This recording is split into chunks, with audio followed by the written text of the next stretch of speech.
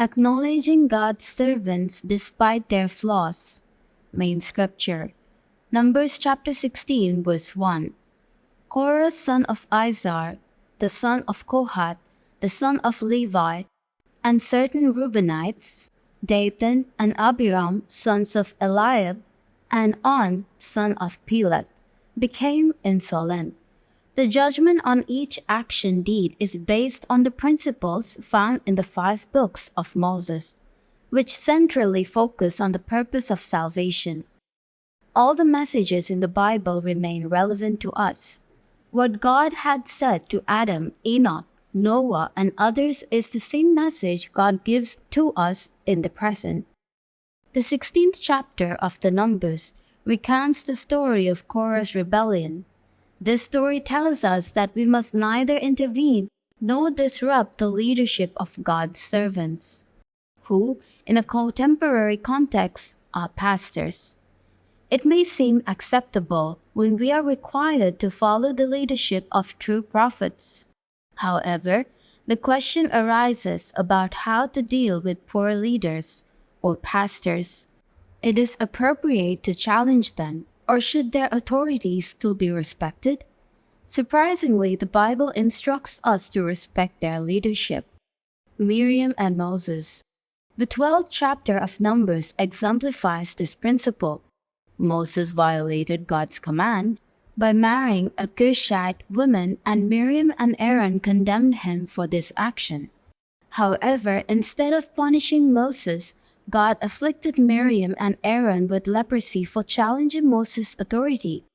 This teaches us that even in the face of shortcomings and imperfections, we must respect God's servant and even protect them. David and Saul. David serves as another example by protecting God's anointed, Saul. Despite being mercilessly hunted by Saul for years and frequently facing life-threatening situations due to Saul's attempts to kill him, David did not harm Saul, for he was the Lord's anointed.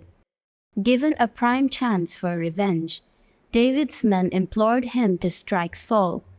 1 Samuel chapter 24 verse 4.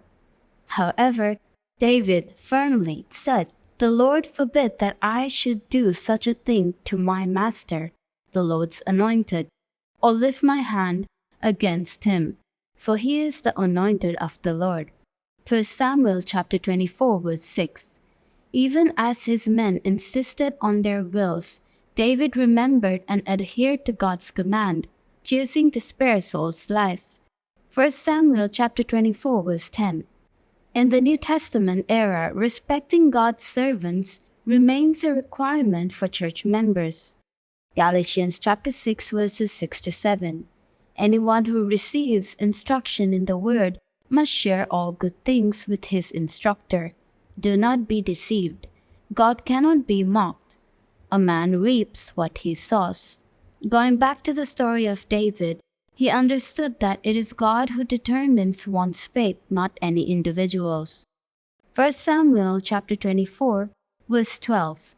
May the Lord judge between you and me, and may the Lord avenge the wrongs you have done to me, but my hand will not touch you.